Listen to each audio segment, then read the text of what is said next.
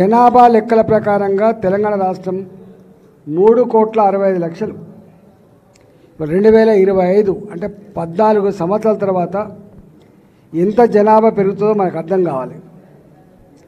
ఎస్సీల జనాభా 15% నుంచి 17.5% పెరిగినట్టుగా, ఎస్టీల జనాభా 9 నుంచి 10.5% పెరిగినట్టుగా, బీసీల జనాభా 52% నుంచి 46.5% తగ్గిన విధంగా ఇట్లా ఓసీల జనాభా అని చెప్పిండు.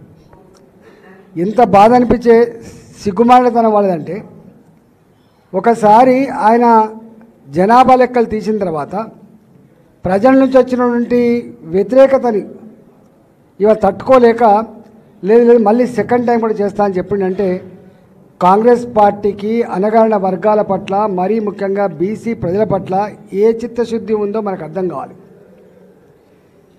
దీనికి చట్టబద్ధత లేకుండా, దీనికి టైం లేకుండా, దీనికి ఒక శాస్త్రీయ పద్ధతి లేకుండా ఇవాళ కులగణన అనేటువంటిది జరిగి కాదు,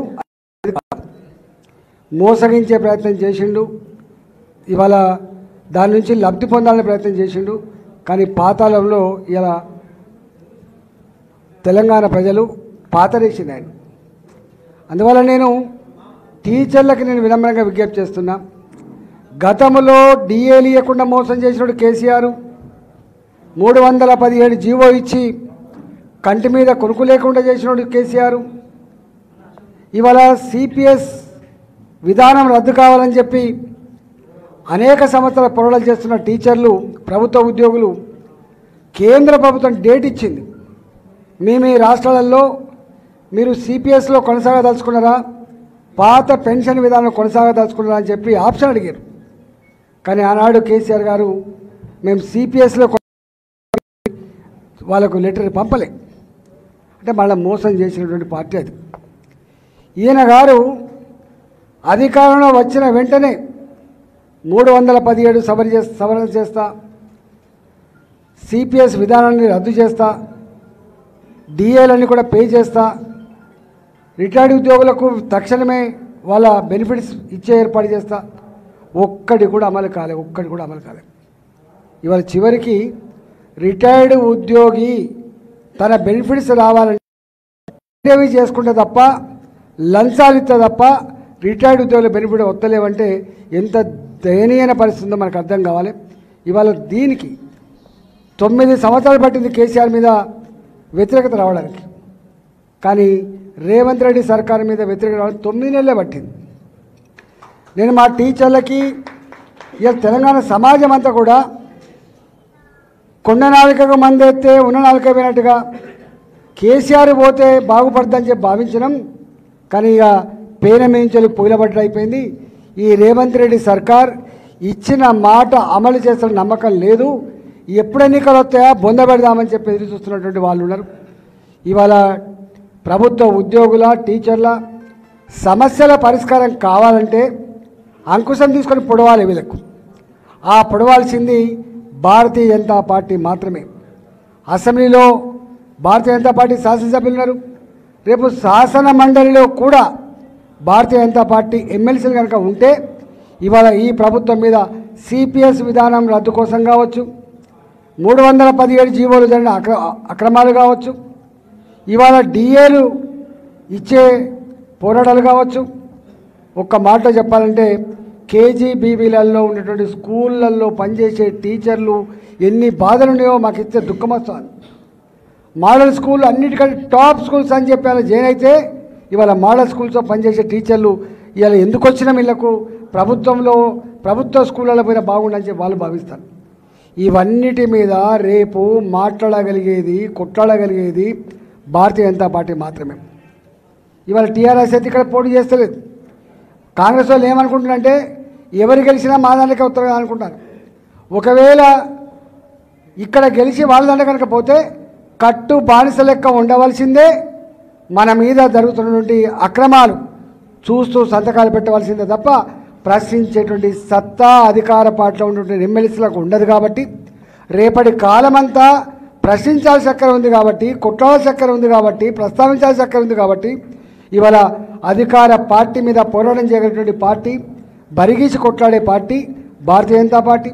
ఇప్పటికే 317 జీవో మీద కొట్లాడిన పార్టీ, డిఎల్ రావాలని చెప్పి కొట్లాడుతున్న పార్టీ, ఇవాళ కమిషన్లు తీసుకొని బెనిఫిట్స్ ఇచ్చేటువంటి దుర్మార్గం ఆగాలని కొట్లాడే పార్టీ, ప్రజల మీద జరుగుతున్నటువంటి దుర్మార్గాలు కావచ్చు, అన్యాయాలు కావచ్చు, వాటి మీద కొట్లాడే పార్టీ భారతీయ జనతా పార్టీ మాత్రమే. కాబట్టి దయచేసి మళ్ళీ ఆగం కాకండి, మీరు ఆగం కాకండి. మరి మీకు హామీ ఇస్తా ఉన్నాం.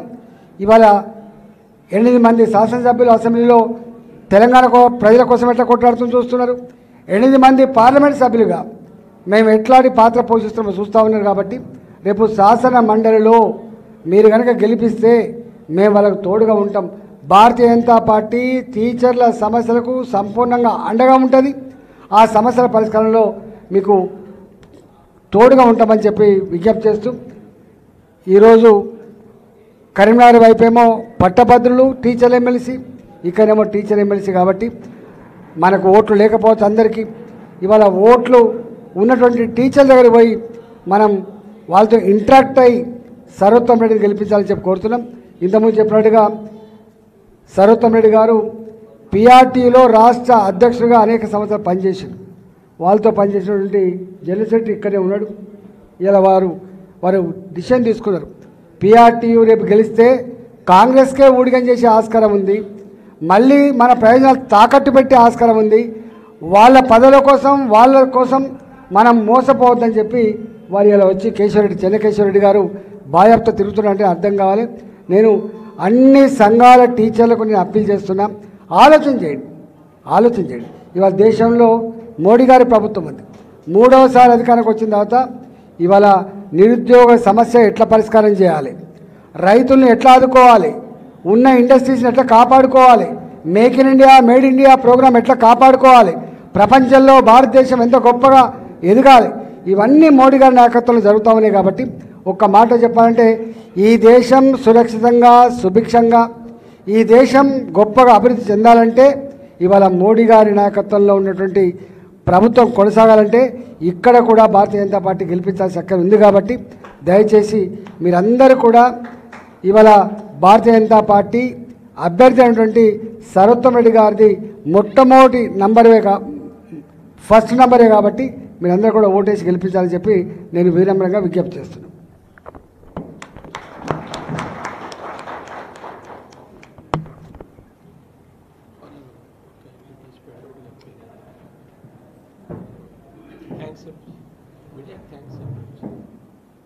పత్రికా సోదరులకు ధన్యవాదాలు. ఇవాళ ఈ ప్రెస్ మీట్కి వచ్చి మా నాయకుల సందేశాన్ని తీసుకున్నందుకు మీకు అందరికీ కృతజ్ఞతలు. ఇది ప్రజల్లోకి తీసుకెళ్లాలని విజ్ఞప్తి చేస్తూ ఈ పత్రికా సమావేశం ఇంతటితో ధన్యవాదాలు. దీని తర్వాత మీరేమన్నా అడిగితే మాత్రం క్వశ్చన్స్ ఏదైనా ఉన్నాయా? రేవంత్ రెడ్డి మోదీ గారి మీద వ్యాఖ్యలు చేశారు కదా, కులం అసలు బీసీ కాదని. మోడీకి ఇప్పుడు కులం 140 కోట్ల ప్రజల అందరి బిడ్డగా పుట్ల సతిగా తెలంగాణ మోడీ గారు. గతంలో మోడీ గారిని తిట్టిన వాళ్ళు తులనాడిన వాళ్ళు మీకు ఐడియా ఉంటుంది. వాళ్ళ గతమైన మీరు చూసారు. ఇవాళ కూట్లరాయి తీయలేని ఏళ్ళ రాయినట్టుగా ఇక్కడికి 9 నెలల పాలించే దమ్మలేదు. ఇంకా మోడీ గారిని ఆచరమని చెప్పి ఈరోజు కాగితములు అమ్మాలన్న మమ్మల్ని ఎస్టీలో కలపాలని చెప్పి కోరుతున్నారు. బోయకులు వస్తున్నారు, ఇక్కడ బీసీలు ఉన్నారు. సపోజ్ వస్తే వేస్తే రేపు ఎస్టీలు అయితే వీళ్ళంతా ఎస్టీలు కాదు వీళ్ళంతా బీసీలు అని చెప్తాము మనం. వన్స్ ఒకసారి అదంతా దానికి చరిత్ర అంతా కూడా ఇక మా శ్రీనివాసరావు ఉండే ఇక్కడనే ఉండే మా లక్ష్మణ్ గారు చెప్పిండ్రు, నేను లోతులకు పోయి. కానీ ఒక్కటి మాత్రం సత్యం ఏంటంటే మోడీ గారిని గిట్లాడి చిన్న కుసంస్కారపు విమర్శలు చేసి ఇవాళ ఆయన అనడం అనేది తగదు, మంచిది కాదు. ఆయన ముఖ్యమంత్రి కాకముందే వాళ్ళ కులం హిస్టరీ చెప్పాలంటే 10 నిమిషాలు పడుతుంది. వాళ్ళ ఓబీసీలలో ఉన్నది, ఆయన ఓబీసీ ప్రధానమంత్రిగా ఉన్నాడు. ఒకటి గర్వంగా చెప్పే అంశం ఏంటంటే దేశంలో ఇప్పటి వరకు ఎవరెవరు ప్రధానమంత్రి అయినా మరి చూసిండ్రు, ఏ వర్గాల వల్ల చూసిండ్రు. కానీ ఆకలి తెలిసిన బిడ్డ, పేదరికం నుంచి వచ్చిన బిడ్డ, ప్లాట్ఫామ్ మీద ఛాయమైన బిడ్డ ప్రధానమంత్రి అయితే భారత కీర్తి పతాక ప్రపంచ చిత్రపటం మీద ఎట్లా ఎగిరిందో చూపించిన బిడ్డ మోడీ. 65 ఏళ్ళ పాలన, మోడీ గారు రాకముందు 65 ఏళ్ళ పాలన జరిగింది ఇక్కడ. అలా 48 సంవత్సరాల కాలం పాటు కాంగ్రెస్ పార్టీ పాలించింది.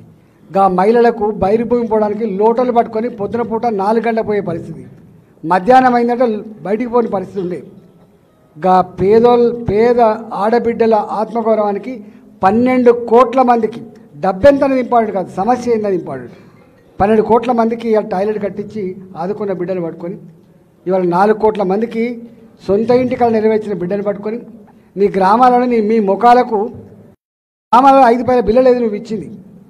ఇవాళ పెరిగే చెట్టు, పారే మురికి కాలువ, నడిచే సిమెంట్ రోడ్డు, తడి చెత్త, పొడి చెత్త, షెడ్లు, శ్మశాన వాటికలు, గ్రామ పంచాయతీ భవనాలు, అంగన్వాడీ భవనాలు, కేసీఆర్ కట్టించిన రైతు వేదికలు, చివరికి గ్రామ పంచాయతీ జీతభత్యాలు కూడా కేంద్ర ప్రభుత్వ 15th ఫైనాన్స్ కమిషన్ నిధులు వస్తే తప్ప ఇక్కడ దిక్కులేని పరిస్థితులు గుర్తుపెట్టుకోండి. గది ఇవాళ వీళ్ళ దుస్థితి. అందుకనే వీళ్ళకి ఏం చెప్తాను చెప్పండి. ఇవాళ ఆయనకి ఇలాంటి వాటిలో లాగి నువ్వు పెద్దోని అవుతా అనుకుంటే నీ వెర్రి బాగోలుతానానికి ప్రజలు నవ్వుకుంటున్నారు. గీరనామా ముఖ్యమంత్రి అని చెప్పి ఢిల్లీకి పోయేమో మా పెద్దన్న అంటాడు, ఇక్కడికి వచ్చాక ఇది మాట్లాడతాడు.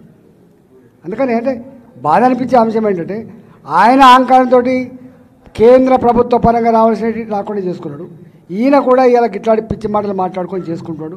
ఇది ఆయనకు నష్టం కాదు, తెలంగాణ ప్రజలకు నష్టం, తెలంగాణ రాష్ట్రం నష్టం. ఇట్లాంటి పిచ్చి మాటలు మాట్లాడదని చెప్పి కోరుతున్నాను నేను.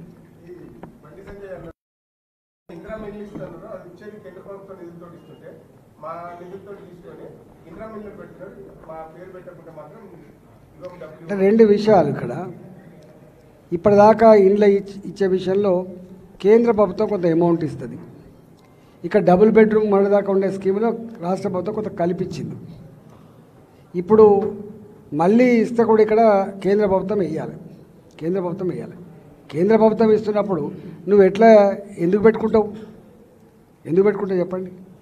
రెండవది, ఇవాళ మా బండి సంజయ్ గారు అన్నారు, కేంద్ర ప్రభుత్వ డబ్బు అయినా రాష్ట్ర ప్రభుత్వ డబ్బు అయినా ప్రజలు కట్టిన పనుల పైసలు తప్ప అది వేరే కాదు. మేము అంటలేం. వీళ్ళు అంటారు, వీళ్ళు మా ఇందిరమ్మ రాజ్యం, మా కాంగ్రెస్ పార్టీ ఇచ్చిన ఇల్లు, మా టీఆర్ఎస్ ఇచ్చిన కళ్యాణ లక్ష్మి అని చెప్తారని. మోడీ గారు ఎప్పుడు ఇప్పటిదాకా నేనిచ్చిన రైతు బంధు అని చెప్పి అన్నాడు, నేనిచ్చిన ఎన్ఆర్హెచ్ఎం నిధులు అన్నాడు, నేనిచ్చిన నేషనల్ హైవేస్ అన్నాడు, నేను కట్టించిన ఈ రైల్వే స్టేషన్ అని చెప్పి ఎప్పుడు అన్నాడు. అందువల్ల వీళ్ళు ఈ పిచ్చి సంకుచిత మాటలు పక్కకు పెట్టి ఇలా ఇల్లు కట్టించే ప్రయత్నం చేయమని చెప్పి నేను సూచన చేస్తున్నాను. పేరెవరి దాన్ని పక్కకు పెట్టు, ఇల్లు కట్టి ఫస్ట్ అయితే.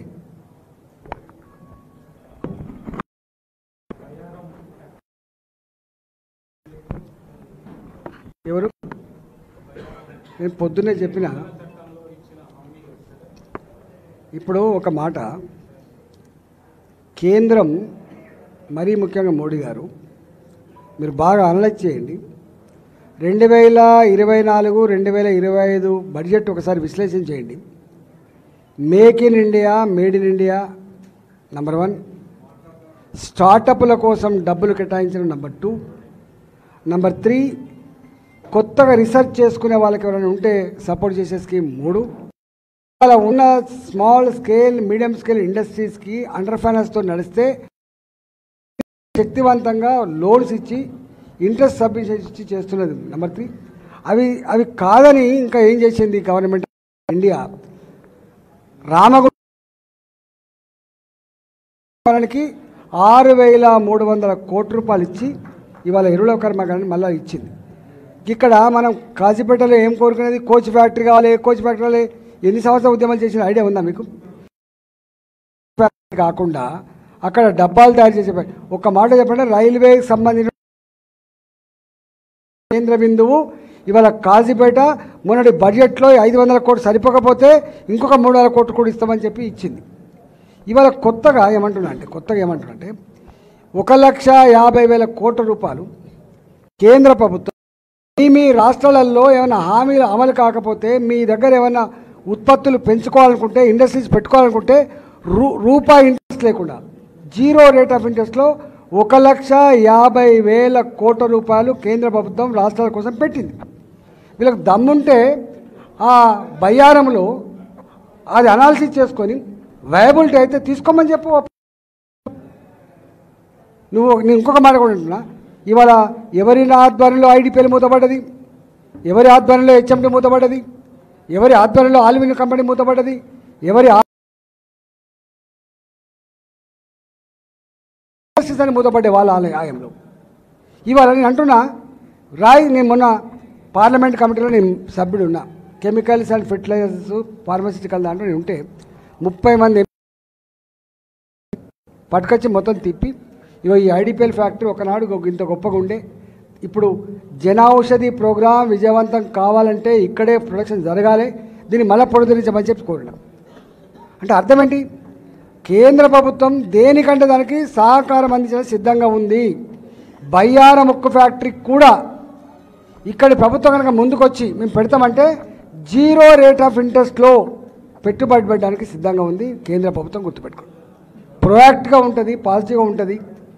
విభజన హామీల అమలులో భాగమే కదా సమ్మక్క సారలక్క విశ్వవిద్యాలయం. విభజన హామీలో భాగమే కదా రామగుండంలో 4,000 మెగావాట్ల కరెంట్ ఉత్పత్తి స్టేషన్లు. ఇవాళ అనేకం ఇచ్చారు. వీళ్ళు ఆడలేక మధ్యలో అన్నట్టుగా వీళ్ళకు విజన్ లేదు, వీళ్ళకి కమిట్మెంట్ లేదు. వీళ్ళకి ఏమైనా దోసుకునుడు దాచుకునుడు తప్ప వీళ్ళకు ప్రజల సమస్యలు, ఈ రాష్ట్ర భవిష్యత్తు అనేటువంటి కాన్సెప్టు కాంగ్రెస్ పార్టీకి ఉండదనడానికి మీరే సజీవ సాక్ష్యం. 9 నెలలుగా మీరు జననగరి బోర్డుని ఏమంటారో చూస్తారు.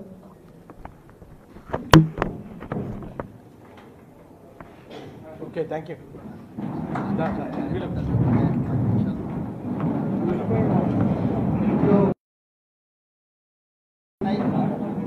ఈ గూడూరుకు సంబంధించిన ఎంపీటీసీ నాయక్ గారిని వారు టీఆర్ఎస్ నుంచి బీజేపీలో జాయిన్ అవుతున్నారు. వారికి మరియు రవీంద్ర నాయక్ గారు టీఆర్ఎస్ నుంచి బీజేపీలో జాయిన్ అవుతున్నారు. వారిని కూడా దేవేంద్ర నాయక్ గారు వారికి కూడా నాయక్ గారు వారు కూడా బీఆర్ఎస్ నుంచి బీజేపీలో జాయిన్ అవుతున్నారు. వారికి కూడా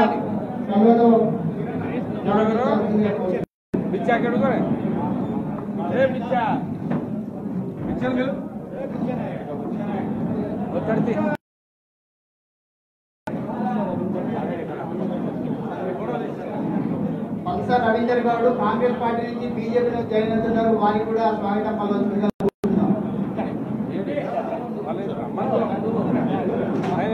ముందుకు రాని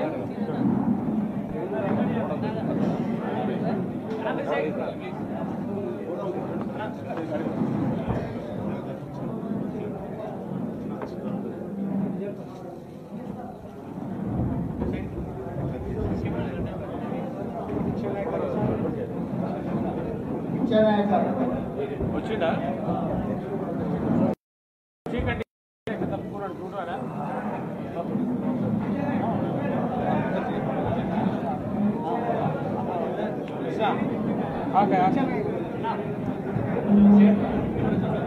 अरे केरी ढका दे रहे कपाल ना कपे सर ఉన్నాడా right congratulations welcome.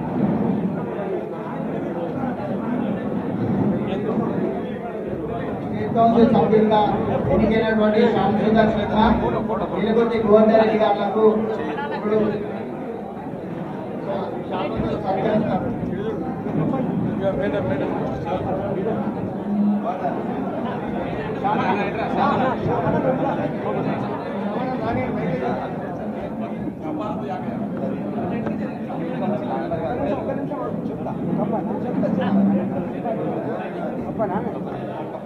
कप्पाल state council member Shyam सुंदर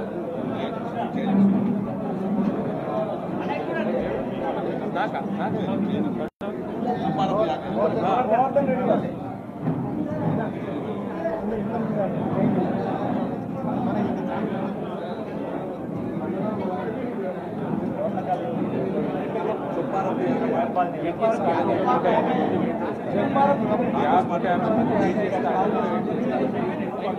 ఎంపారం యాదయ్య గారు కాంగ్రెస్ నుంచి బీజేపీలో జాయిన్ అవుతున్నారు. వారు కూడా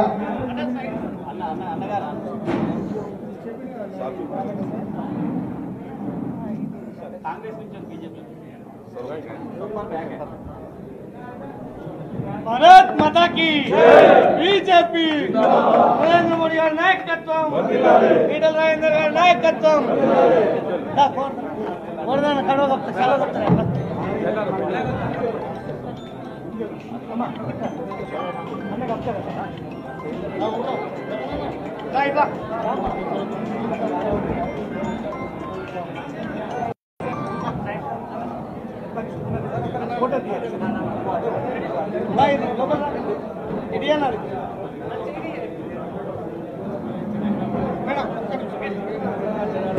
स्टेट कौन्सिल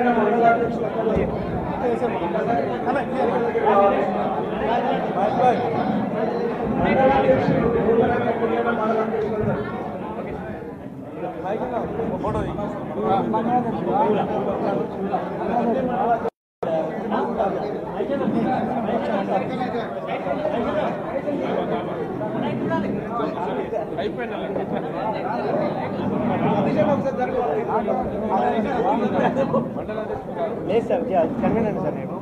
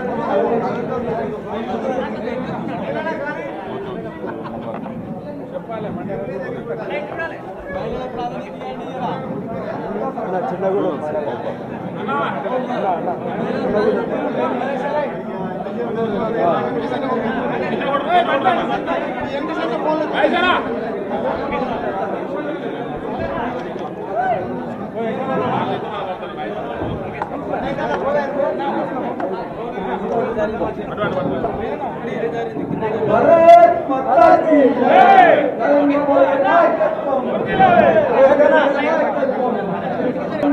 नायकत्వం।